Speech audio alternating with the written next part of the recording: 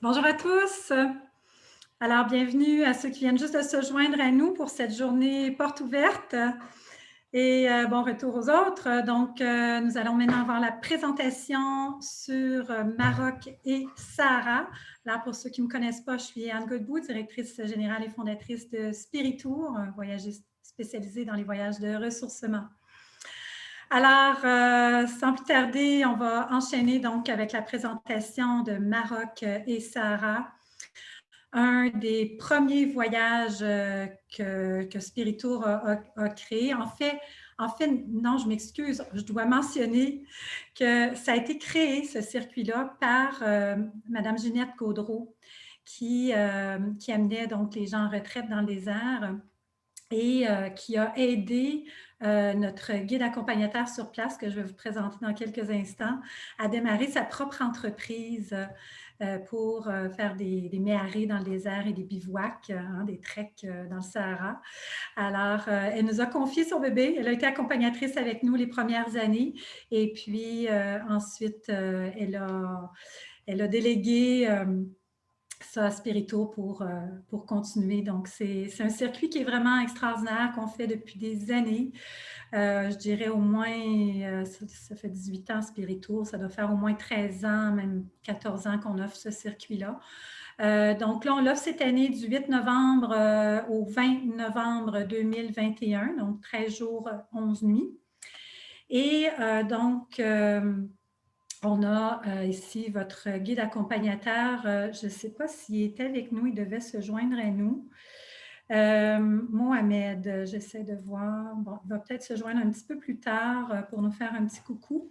Alors, Mohamed Mahfoud, un homme vraiment extraordinaire qui a le cœur sur la main et qui nous fait vivre une expérience du désert formidable. Donc, il parle 5 langues, le tamazight, qui est la langue berbère, l'arabe, le français, l'anglais et l'allemand. Donc, il est fils d'une femme nomade. Il est né dans le désert, sous la tente. Donc, il est berbère. Et puis, il a appris le métier d'abord de cuisine, comme cuisinier et service dans un restaurant d'hôtel à Zagora après des études au collège. Il travaille comme guide d'aventure dans le désert du Sahara depuis 1994 avec une des agences pionnières du trekking et bivouac dans le Sahara. En 2004, il démarre sa propre société, comme je vous ai dit, grâce à Mme Ginette Gaudreau. Et donc, pour l'organisation de circuits touristiques dans le désert du sud marocain, il accueille les groupes avec son équipe professionnelle de nomades berbères, des cuisiniers et des chameliers. Alors, c'est lui qui recrute et qui forme et qui est chef d'expédition. Il organise des voyages avec Spiritour depuis 2006 à aujourd'hui. Voilà, alors c'est Mohamed. Mohamed est vraiment extraordinaire. Il nous accueille toujours avec son grand sourire. Il est au petit soin avec nous, ainsi que son équipe. Donc, toujours de bonne humeur, avec un grand sens de l'humour. Et puis, vraiment un accueil chaleureux. Il nous invite dès la première nuit à Zagora. En fait, la première nuit, vous allez le voir dans l'itinéraire tout à l'heure, on est atterri à Marrakech, on traverse ensuite les Atlas.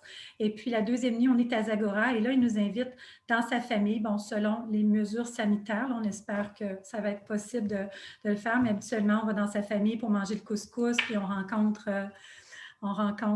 voilà, à l'époque, c'était sa maman. Là, on va sûrement rencontrer son épouse. Il est marié depuis à peine 1 an ou 2, je pense.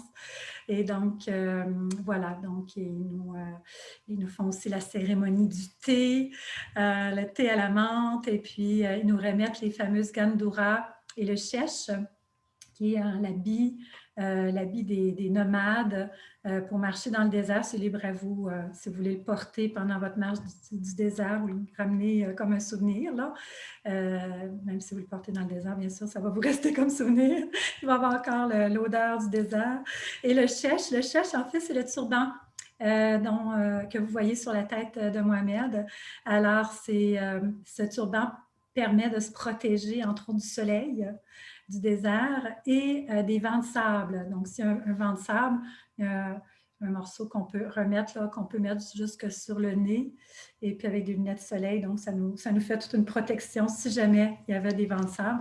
On n'est pas dans une période de l'année en novembre où il y a trop de risques, mais ça peut toujours arriver.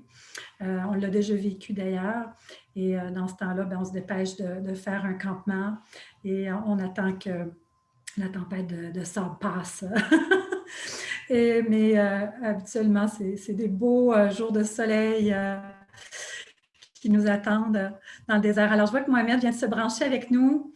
Bonjour Mohamed, on va te laisser le temps d'ouvrir ta caméra et d'ouvrir ton micro pour pouvoir nous dire un petit mot. J'étais en train de parler de vous et de notre belle collaboration depuis toutes ces années et de l'accueil chaleureux qu'on a toujours avec vous et dans votre famille également, puis avec toute votre équipe de chameliers et de cuisiniers qui sont si extraordinaires. Hein. Ce que j'ai remarqué aussi, Mohamed, tu es avec nous. Si tu veux ouvrir ta caméra quand tu seras prêt.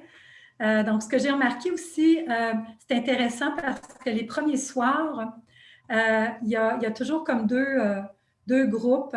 Il y a toujours le groupe des Québécois qui mangent d'un côté, puis le groupe des Berbères, puis qui se font ensuite un feu. Puis là, plus ça avance, plus les groupes se mélangent. Là. Les Québécois invitent les Berbères. Mais il y a toujours ce genre de... Souvent, les premiers jours, même si on les invite, là, ça prend comme un temps d'apprivoisement mutuel. Et puis après ça, les soirs d'après, on se retrouve ensemble autour du feu. Puis il y a vraiment une belle complicité puis une belle fraternité qui se construit, là, mais qui est authentique. Là. Alors, voilà. Mohamed, est-ce que vous pouvez nous dire quelques mots? Je vous vois, mais votre écran, votre caméra n'est pas ouverte. OK. Alors, il est en direct du Maroc. Je ne sais pas si la connexion va pouvoir bien se faire. On va continuer tranquillement. On va espérer qu'il va pouvoir se joindre à nous. Vous aurez aussi un accompagnateur ou accompagnatrice de Spiritour. Alors, c'est programmé, c'est prévu pour que ce soit donc José Godbout. José qui est avec nous depuis de nombreuses années, qui est coach professionnel en accompagnement stratégique. Elle dirige Drive Leadership and Coaching. Elle est aussi la fondatrice de Drive, qui a pour mission de soutenir dans le processus de changement et la recherche d'équilibre autant auprès des individus que des entreprises. Elle est certifiée et membre de la Fédération internationale des coachs. Elle a une formation en coaching, en co-active coaching, en gestion d'entreprise, des études en naturopathie et en art-thérapie. Alors, vous allez voir, elle a une belle approche. Les gens qui ont voyagé avec elle, on a toujours de très bons commentaires. Elle vous fait faire des petits exercices, des temps de partage, bien sûr. C'est la touche de Spiritour. Elle amène sa touche à elle aussi. Alors, des méditations aussi que vous allez pouvoir faire avec elle, des méditations guidées le matin avant de partir, la conscience corporelle. Voilà. On continue. Donc, pour ce qui est de la situation et des mesures sanitaires au Maroc, alors Mohamed nous donnait l'information récemment que 50% de la population au Maroc est vaccinée. En septembre, toute l'équipe de Mohamed sera vaccinée avec 2 doses, avec attestation à l'appui. Il y a des produits sanitaires, bon, bien sûr, dans la cuisine, hein, parce que les repas se préparent dans la cuisine. En fait, la cuisine, c'est une tente. Vous allez voir, il y a des grosses tentes berbères. Toujours une tente pour la cuisine, une tente qui nous sert de salle à manger, de salon. Souvent, on mange aussi, s'il n'y a pas de vent, on peut manger sous les étoiles, dans les dunes de sable. Ils nous installent des tapis, des coussins. On est traités vraiment comme des princes et des princesses, vous allez voir. Et puis, ils viennent nous servir le thé, puis à manger. Puis on mange vraiment bien. Hein. Je vous ai dit que Mohamed, il est cuisinier dans un hôtel et vraiment, on mange très, très bien avec lui. Donc, de la très bonne nourriture. C'est vraiment impressionnant. Hein? C'est à dos de chameau que c'est transporté, là, toutes les glacières avec la nourriture. C'est impressionnant comment est-ce qu'on mange bien, là, les couscous. Puis je pense que vous allez le voir un petit peu dans les images tout à l'heure. Donc, bref, les produits sanitaires à l'entrée de chaque tente. Et puis, bien sûr, on va suivre là, les mesures Ils vont suivre les mesures sanitaires telles qu'exigées. Et ils fournissent aussi 3 masques de procédure par personne par jour. Donc, j'entends déjà peut-être les gens se questionner, est-ce qu'il va falloir marcher avec un masque? Non, si on respecte la distanciation, il n'y a pas besoin de marcher avec le masque, mais quand on s'arrête pour faire une petite collation, et puis, le matin, le soir, donc, vous n'aurez peut-être pas besoin de vos 3 masques par jour, mais quand on marche, ce n'est pas nécessaire. Donc, où allons-nous? Alors, comme je vous ai dit tout à l'heure, on atterrit à Marrakech, donc de l'autre côté des Atlas. Marrakech, qui est une des villes impériales du Maroc. Il faudrait que j'agrandisse l'image. Ah, on voit Mohamed. Attendez, je vais lui céder la parole au moins pour qu'il vous dise un petit bonjour. Mohamed, on te voit. Ah, on devrait bien t'entendre, là. Oui, à toi la parole. Oui,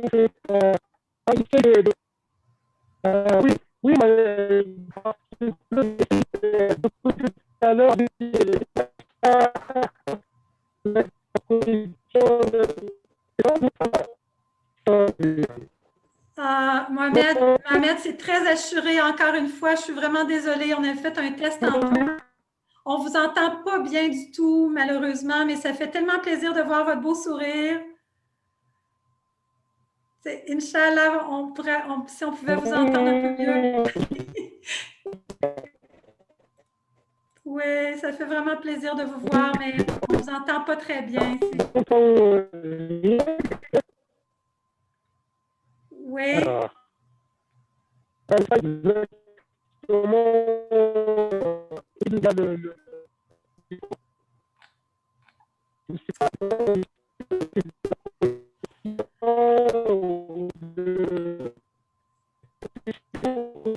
Oui, malheureusement, ce n'est pas assez clair. Je suis vraiment désolée, Mohamed, mais ça fait vraiment plaisir de vous voir. Si vous voulez nous présenter votre famille, je ne sais pas si vous êtes avec votre famille présentement. Vous êtes à votre maison, à Zagora? Ou à Ouarzazate? Non, à Zagora, hein?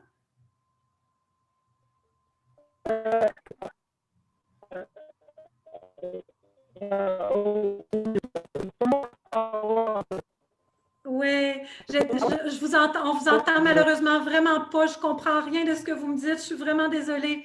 Mais je leur expliquais qu'on allait, si les mesures sanitaires le permettent, qu'habituellement, le premier soir à Zagora, on a la chance d'aller dans votre famille, manger le couscous avec vous et que c'est vraiment une expérience extraordinaire, très fraternelle.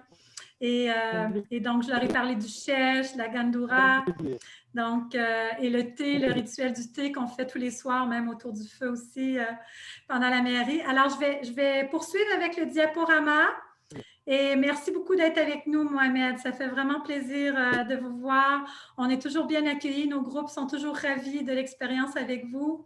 Alors, on va continuer avec le diaporama, puis on va avoir un petit vidéo à la fin. D'accord? Merci beaucoup. Donc, on poursuit avec j'étais en train de montrer la carte. Alors, donc ici, donc vous voyez les atlas. Donc on atterrit, j'ai de la misère à voir avec mes yeux, Marrakech. Ah voilà, c'est là. Vous voyez mon pointeur. Donc on arrive à Marrakech. En fait, souvent on passe par Casablanca, mais on a un autre vol. En fait, on passe toujours par Casablanca parce que c'est la plaque tournante. Et puis on a une connexion ensuite, c'est avec Royal Air Maroc normalement qu'on prend les vols. Donc c'est Montréal, Casablanca en vol direct et ensuite un vol de Casablanca jusqu'à Marrakech. Et là, le lendemain, donc, Mohamed vient nous chercher avec les véhicules, les Jeeps habituellement, là. Donc, à Marrakech, on s'en va à l'hôtel. On a la chance de visiter, vous allez voir, là, c'est magnifique, Marrakech, la ville rose. Et puis, ensuite, le lendemain, on traverse les Atlas. Donc, on se dirige vers le Sahara. Et là, on ne voit pas parce que c'est une petite ville. Ah oui, je pense qu'on le voit, Zagora. Zagora est ici. Et puis au retour, donc on traverse on fait une traversée dans le désert, une méharée, et donc on repart en Jeep vers Ouarzazate, et vous voyez le petit symbole d'avion, il y a un aéroport international, donc on repart, on fait peut-être plutôt national, on repart de Ouarzazate sur Casablanca, et ensuite Casablanca, Montréal. Voilà. Ensuite, donc, la petite présentation. Alors, on vous invite vraiment à vivre la vie de nomade du désert et redécouvrir la puissance et la sagesse du silence. Hein. C'est vraiment un temps de ressourcement, de marche, hein, mais de ressourcement en même temps. Une excursion dans un autre univers où le temps s'arrête. On perd vraiment tous nos repères habituels pour faire place à une nouvelle réalité intérieure. Marcher en silence dans le désert, c'est une des plus hautes formes de méditation qui existent. Et pour l'avoir expérimenté, je peux vous dire que c'est vrai. Cette marche permet de contacter nos limites et nos ressources au plus profond de nous-mêmes. Vraiment une belle expérience. Alors, vous voyez ici hein, les chameaux qui sont là, les dromadaires, pardon, les dromadaires qui sont là pour transporter le bagage. Et puis, vous partez avec un petit sac de jour, avec votre bouteille d'eau, ce qu'il vous faut pour la journée. C'est en moyenne 4 à 6 heures de marche par jour. C'est entrecoupé par des pauses pour la collation, pour le repas du midi. Des fois, on marche beaucoup le matin, on s'arrête, puis on installe le campement, puis le reste de l'après-midi peut être libre. Ou sinon, on arrête pour le repas du midi, puis on repart à nouveau pour marcher, puis on installe le campement avant le coucher du soleil. Donc, il y a toujours des temps de pause là, pour que vous puissiez récupérer. Alors, ce qu'on vous propose, je vous ai parlé du couscous dans la maison familiale de notre guide Mohamed, les chants berbères et percussions autour du feu le soir sous le ciel étoilé, l'excursion dans la vallée des Roses, qui est une excursion optionnelle à la fin du séjour, parce qu'il y a des gens des fois qui préfèrent juste se reposer à Ouarzazate, mais il y a possibilité d'aller dans la vallée des Roses, puis ça vaut vraiment la peine. Les plus, l'encadrement par une équipe professionnelle avec un guide d'expédition qui est notre guide Mohamed, des chameliers, cuisiniers, vraiment d'expérience qui nous traitent aux petits oignons. Le port des bagages par les dromadaires, puis l'eau de source à volonté, pain cuit de façon traditionnelle. Vous allez le voir plus tard dans la vidéo. Voilà. Donc, comme je vous ai dit, on arrive sur Marrakech, qui est intitulé, qui est surnommée la Ville Rose, comme vous pouvez voir. Hein, les bâtiments sont faits de, sont plutôt de couleur rosée, comme les montagnes derrière aussi. Donc, on a la chance, hein, après s'être installé à l'hôtel, de visiter le souk à Marrakech, hein, qui est le marché central, si on veut. Donc, c'est la grande place, comme vous voyez, et puis c'est une belle expérience. Le lendemain, donc, on traverse les Atlas, donc on est en pleine montagne, et puis on passe aussi par la vallée des Casbahs, la vallée du Dra, où on voit des anciennes Casbahs, hein, ces châteaux forts. On en voit beaucoup sur la route dans la vallée. C'est vraiment très impressionnant. Souvent, on arrête aussi dans un restaurant en route pour manger. Puis, souvent, c'est un restaurant, une ancienne Casbah qui a été transformée en restaurant. Donc, ça vous permet de voir un peu. Et puis, on est installé à l'hôtel. Ça peut varier, mais à Zagora, j'avais beaucoup aimé cet hôtel, qui est aussi une ancienne Casbah. Alors, c'est un décor des mille et une nuits, comme vous pouvez voir, vraiment magnifique, avec tous ces palmiers dattiers, même la piscine. C'est vraiment un décor de rêve. Et donc, pour se reposer, pour cette nuit avant de partir dans le désert. Et comme je vous ai dit, c'est souvent ce soir-là qu'on va dans la famille de Mohamed. Ensuite, on continue dans le désert du Sahara. Hein, on part vraiment pour se déconnecter.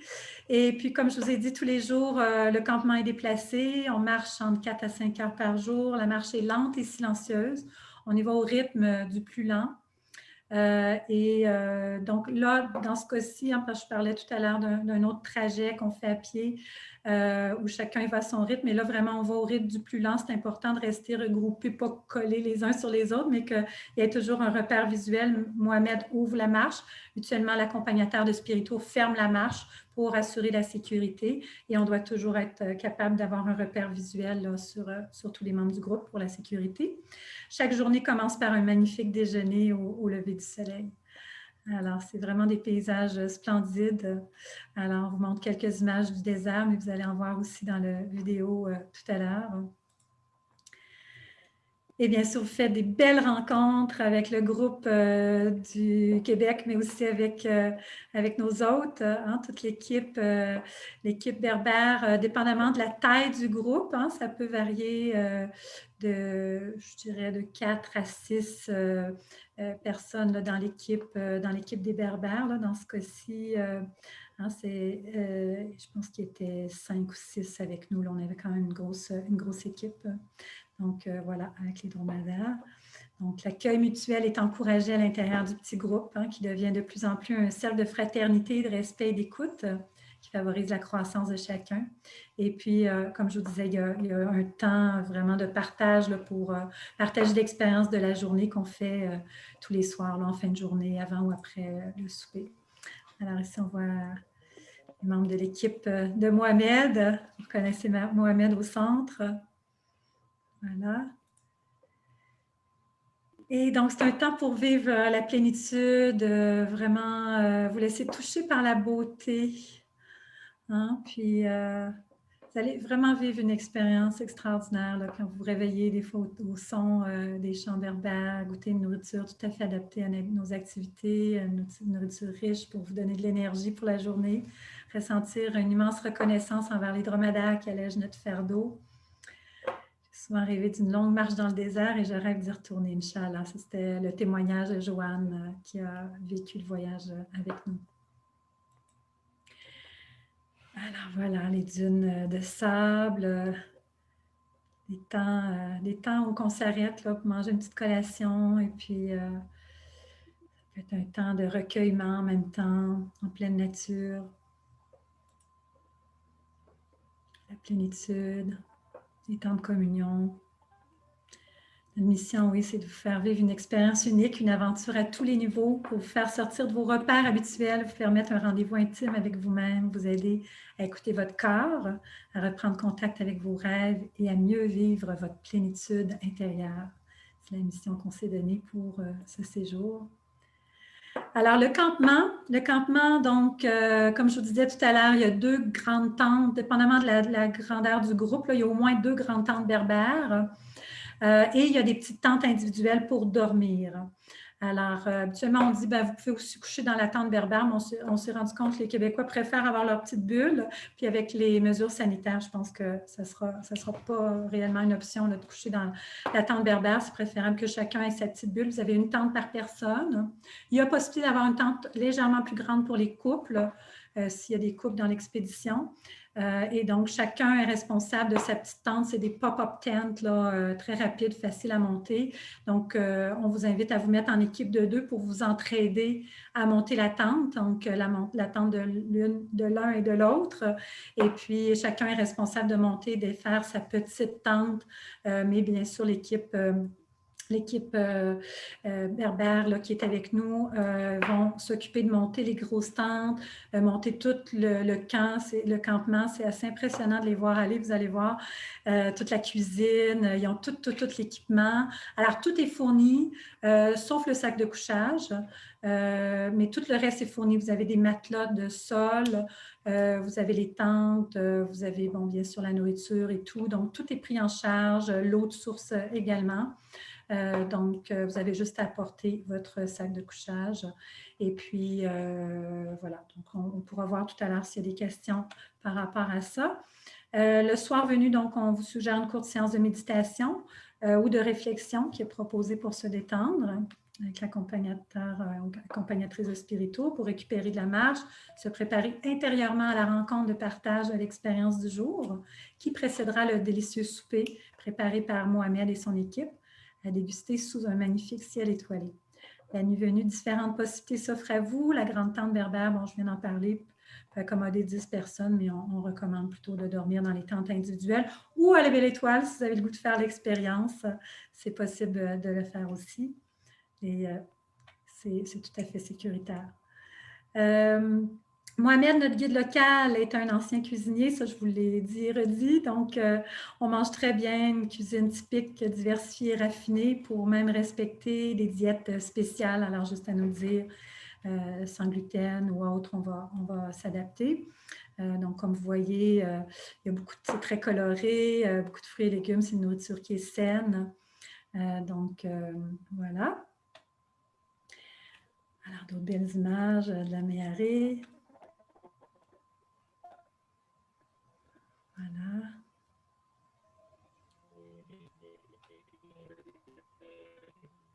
Ici, je lisais, excusez, je ne veux pas tout lire ce qui est écrit, mais partir pour se mettre au vert, là, on a vraiment une conscience au niveau du tourisme durable, tourisme solidaire et un tourisme responsable. Et je vous dirais, ce circuit-là, je pense, avec Mohamed, hein, ils ont vraiment un souci et vous allez voir que on le vit, puis on invite chacun, bien sûr, à faire son effort pour bien vivre ces valeurs-là d'écotourisme et de tourisme durable. Antoine de Saint-Exupéry ne le disait-il pas lui-même, quelque chose rayonne en silence. Et c'est peut-être quelque chose d'impalpable, insaisissable, mais pourtant bien présent, qui confère au désert toute sa part de magie.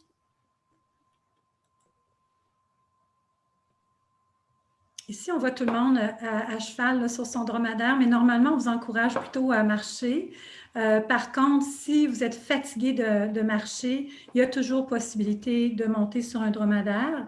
Et des fois, des fois, à la fin du séjour, il y en a qui disent « Ah, j'ai même pas encore eu la chance de monter sur le dromadaire parce qu'on encourage vraiment à marcher. » Puis, un des derniers soirs, on peut juste organiser une petite balade là, en dromadaire pour que tout le monde ait la chance de faire un petit tour de dromadaire. Le désert, oui, ça c'est un autre témoignage. En fait, ça vient de l'accompagnatrice Josée hein, qui disait « Le désert a été l'occasion pour moi de prendre le temps de faire une introspection intensive grâce aux bons soins de nos guides berbères, si attentifs et généreux de leur personne. Le désert est tout indiqué pour vivre une expérience complète de lâcher-prise qui se fait tout naturellement dans un endroit très riche et rempli d'espoir et d'énergie sereine. Pour moi, l'expérience du désert a été le partage le plus puissant et le plus significatif jusqu'à maintenant dans ma vie. Une ouverture d'esprit sans limite, sans jugement, mais plutôt intensément accueillant, réconfortant et libérateur. Alors, des temps de fraternité. Parfois, dans un oasis, on peut croiser un petit camp berbère ou un village berbère. Donc, c'est des temps de fraternité. Et puis, voilà, ici, les photos que vous voyez, pardon, ça peut être froid dans le désert. Hein. Il peut y avoir des grands écarts entre le jour et la nuit. Ça peut être très chaud le jour et puis descendre les températures en novembre, je vous dirais en moyenne, c'est peut-être un 10 degrés la nuit, quoi qu'on a déjà vu des 20 degrés, puis on a déjà vu plus bas aussi. Alors, ça peut être imprévisible, mais ça prend un bon sac de couchage, mais je me rappelle des fois des gens qui disaient « Ah, tu nous avais dit que c'était froid, puis c'est chaud, nos sacs de couchage sont trop chauds. » Puis à la fin du séjour, ça avait vraiment descendu les dernières nuits, puis ils disaient « Ah, OK, on est content d'avoir nos sacs de couchage. » Alors, ça peut varier, mais on avait amené des tricots qui avaient été tricotés par l'Association des grand-mères tricoteuses qu'on avait fait don là, à des populations là-bas. Voilà, donc ici, on voit d'autres Casbah. Casbah, je pense que ça, c'était dans la vallée des Roses, auprès des gorges du Dadès ou la vallée du Drap, je ne suis pas certaine. Mohamed pourrait le dire mieux que moi, là. On en voit un peu partout dans ces endroits-là. Ah, on est rendu aux gorges du Dadès, là. Alors, les gorges du Dadès, une expédition qu'on fait avec la vallée des Roses. Mais je me demande, hein, peut-être tu peux me répondre dans le chat, Mohamed. Je pense que les dernières années, on offre juste la vallée des Roses, hein, parce que la vallée du Dadès, les gorges du Dadès, est-ce qu'on l'offre encore? Oui? OK, on offre encore les gorges du Dadès avec la vallée des Roses. Merveilleux. Oui, ben les paysages sont tellement extraordinaires. Je pensais qu'on avait fait un changement parce que la route, c'est quand même beaucoup, mais ça vaut la peine. C'est quand même une distance, mais c'est raisonnable. Ça peut se faire très bien dans une journée et je vous encourage vraiment à prendre cette expédition-là. Là. C'est vraiment magnifique. On ne voit pas tous les paysages, mais ça vaut la peine. Et donc, les 2 dernières nuits sont à Ouarzazate. Donc, en sortant du désert, on va dormir dans un hôtel à Ouarzazate qui est considéré comme la Hollywood. En fait, là, on voit plutôt comme les Casbah, là, mais c'est une grande ville, Ouarzazate. On n'a pas une photo de la ville, mais c'est la Hollywood marocaine. Beaucoup de films du désert ont été filmés là-bas, dont Ben-Hur, si je ne me trompe pas, et puis plusieurs films. Donc, c'est une grande ville. Et puis, il y a possibilité, donc, pardon, soit de rester à l'hôtel ou d'aller aux Gorges du Dadès cette journée-là, puis de faire... oh, pardon, on a commencé la vidéo. OK, on va commencer la vidéo, ça ne sera pas long.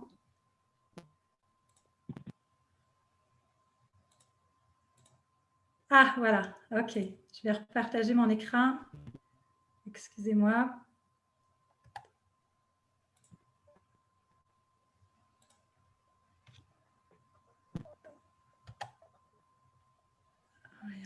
Excusez-moi, il faut juste que je sorte de mon vidéo pour aller partager mon écran. Je m'excuse pour le petit problème technique. J'aurais pas dû sortir. Excusez-moi. Comment je fais pour sortir? Ah, voilà. OK, merci de votre patience. Alors, je vous partage à nouveau l'écran avec la vidéo. Voilà.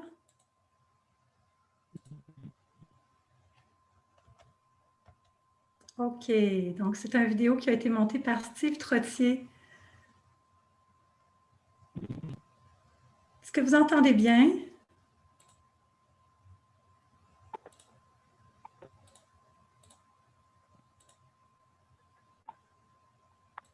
Bonjour les Québécois, bienvenue au Maroc.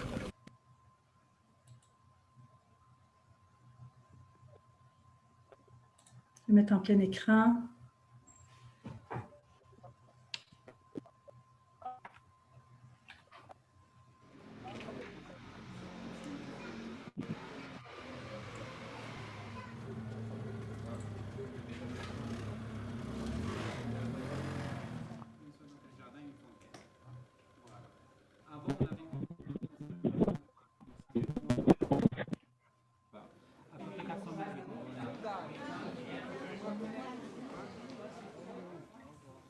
Abdrahim.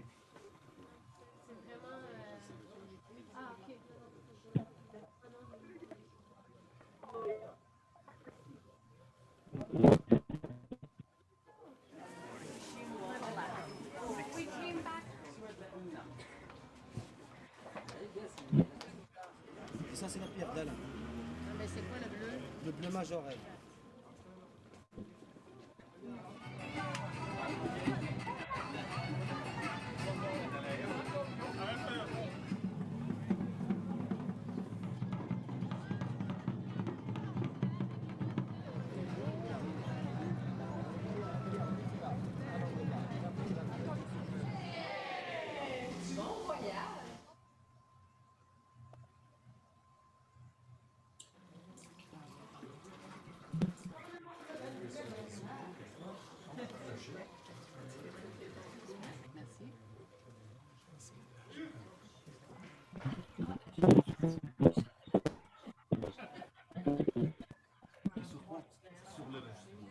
Dans l'Oxcas.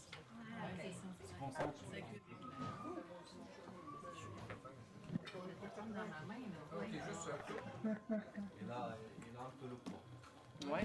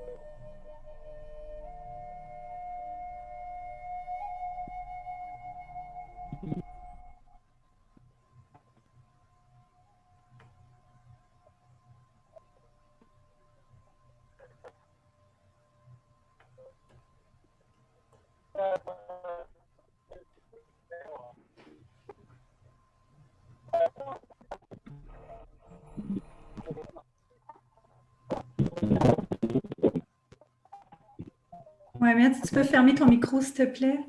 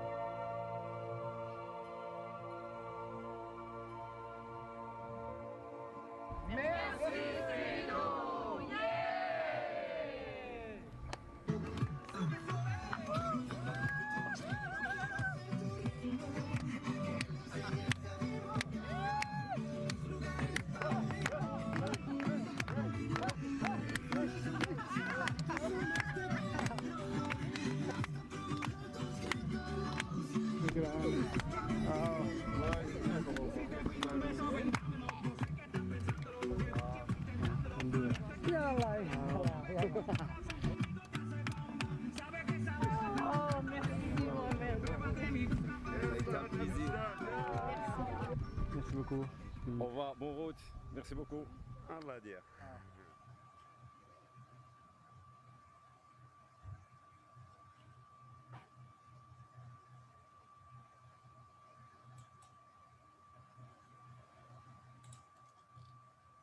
Voilà, j'espère que ça vous a plu.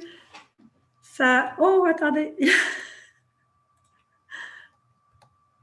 Voilà, voilà. Alors, j'espère que ça vous a plu. Moi, ça me ramène tellement des bons souvenirs, là, Mohamed. C'est un beau montage, Steve Trottier, là, vraiment. Il nous a fait ça il y a une couple d'années. J'étais encore émue. Ah, Mohamed, c'est beau. Donc, voilà, ben, c'est le temps de poser vos questions. Je vais peut-être parler d'abord d'un peu de l'aspect un petit peu plus technique. Donc, qu'est-ce qui est inclus? Vous avez aussi une foire aux questions dans le programme détaillé. Donc, s'il n'y a pas, en tout cas, n'hésitez pas à poser vos questions dans le Q&A en bas, dans le menu Q et A, ou dans le chat si vous n'êtes pas à l'aise avec le Q et A. Ça va nous faire plaisir de répondre à vos questions. Donc, n'hésitez pas. Et voilà, donc, qu'est-ce qui est inclus dans le forfait? Voilà, le prix inclut l'avion, bien sûr, aller-retour. Je vous ai dit tout à l'heure, c'est avec Royal Air Maroc que c'est prévu. Les sièges sont déjà arrêtés, bloqués avec eux. Donc, un vol Montréal-Marrakech en passant par Casablanca avec un retour de Ouarzazate. Les transferts aller-retour de l'aéroport au lieu d'hébergement et tous les déplacements lors de l'itinéraire sont inclus. Vous avez vu ces variables dépendamment du terrain, donc soit des 4x4 ou des minibus climatisés. Vous avez l'hébergement, tout l'hébergement est inclus. Vous avez 4 nuits en hôtel 3 étoiles sur une base d'occupation double, possibilité d'avoir une occupation simple si vous préférez, plus 7 nuits en campement dans le désert en tente individuelle.